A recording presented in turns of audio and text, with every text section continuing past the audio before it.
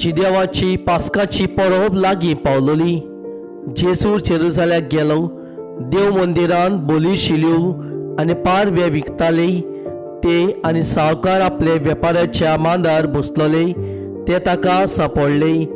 ताणें दर्याची एक सोयती केली आनी ती घेवन तांकां सगल्यांक शेल्या बोल्या सयत देव मंदिरांतले धांडावले। सावकाराचे दुडू ओतले आनी तांचे माड उमटिले। पारवे विकतोल्यांक ताणें म्हणलें, हे सगळें हांगासरलें काडात आनी म्हजे बापाचें घर तुमी वेपाराचें घर करूं नाकात। तुज्या घराच्या मोगान हांव लासतां अशें बरयलेलें आसा म्हूण ताज्या सिसांक तेन्ना उगडास आयलो। जिदेवानी ताका म्हणलें, अशें करूंक तुका पदवी आसा म्हूण कसली कुणां तुज्यान आमकां दाखोवंक जाता।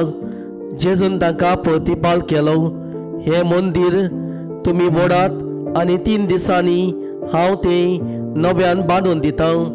जिदेवानी ताका म्हणलें, हें मंदीर बांदूंक 44 वर्सां लागलीं आनी 3 दिसांनी तें तूं नव्यान बांदतलोय। पूण तो आपले कुडीचे मंदिराची कबर कोत्तालो।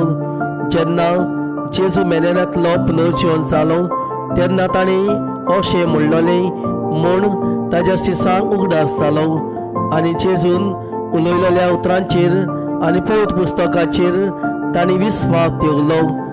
पास्काच्या परबीक तो जेरुसालेम आसतना ताणें केल्ल्यो कुणां पळोवन पुस्कळ लोकांक ताजेर विस्वास दवरलो।